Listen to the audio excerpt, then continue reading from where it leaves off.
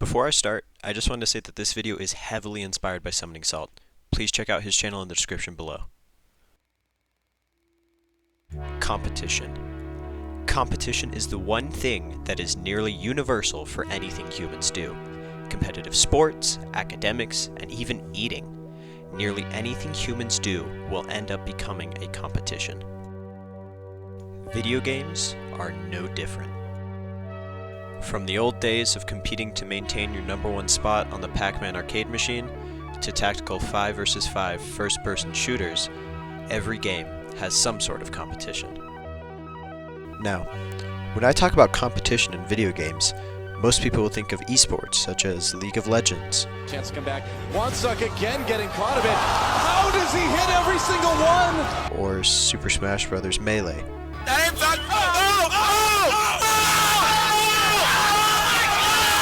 But there's a form of competition that goes one layer deeper, where it's not man versus man, but man versus time itself.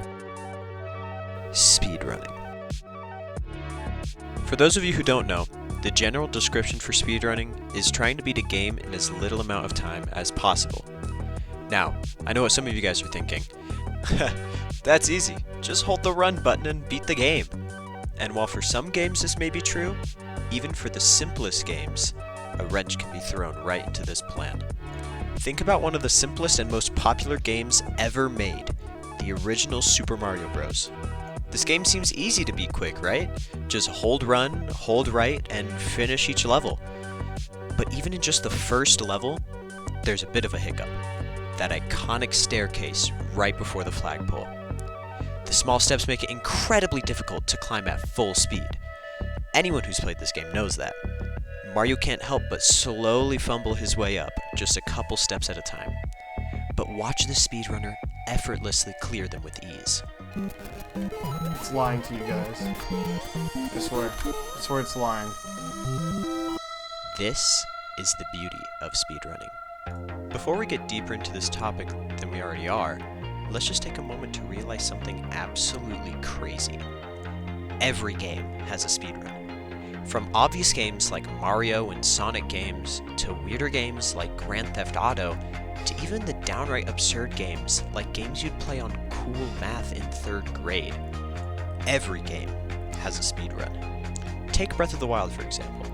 A 50+ hour long game with intricate character interactions, world building, and exploring potential. But this same game has been broken down into less than 24 minutes of gameplay.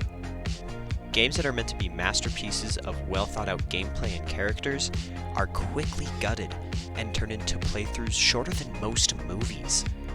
Speedrunning is not only popular, but applicable to basically every game. But why? Obviously, on a literal and scientific level, people want to speedrun because it releases dopamine and it makes them feel better than everyone else. But if that was solely the case, then why do speedrunners show their competition step-by-step guides on how to beat them?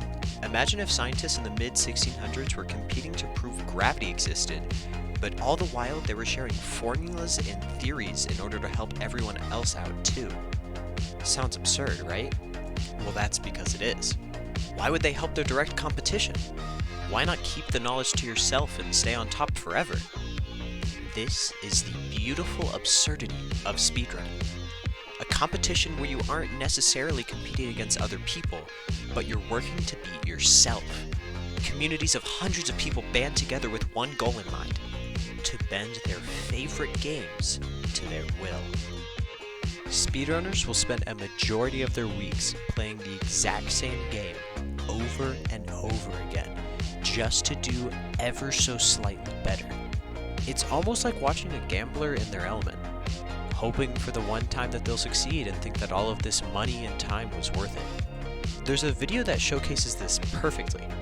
Someone overlaid a speedrunner's attempt over each other to showcase not only how many attempts he's done, but how little are actually successful.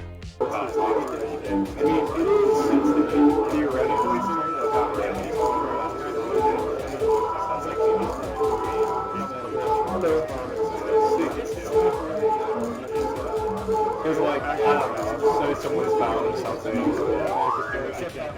Someone found a way to do a certain glitch quicker or something. I wonder what would have happened if I had chosen speedrun over pretty solid against this game. Because I almost did. Because I really liked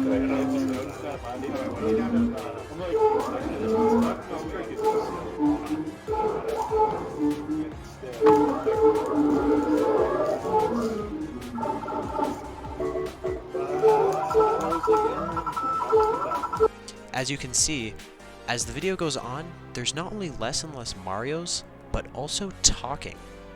This once energetic streamer was turned stone cold focus over a goofy Italian plumber's ability to run. People have fought for years over the title for the fastest person to beat a game. This almost unnatural calling to go fast is borderline unnerving in its rawest form. It is it! That is it! Yes! Wait, what? I thought I didn't get it! The rush that they get for being the best, even if it's just short-lived, is what keeps this drive going. The goal not only to be better, but maybe be the best. One game that has taken this mindset to a whole new level is the original Super Mario Bros. Now, I have been talking about it a lot this video, but it's not without reason. You see, humans as a collective are 1/30th of a second away from being perfect. Like, machine perfect. That's 0.03 seconds. To put that into perspective, how quick do you think the average blink is? Go ahead, I'll give you a moment to think about it. Got your answer? Well, you may be shocked to find out that it's actually 1/3 of a second, or 0.3 seconds. So if you blinked once, you would miss that 1/30th of a second 10 times over. Okay, but to finally put the last nail in the coffin, let me just show you how short of a time that really is. Ready? On the count of 3, I'm going to show an image on screen for 1/30th of a second. 1, 2, 3. The amount of time that picture was on screen is the amount of time between humans and absolute perfection.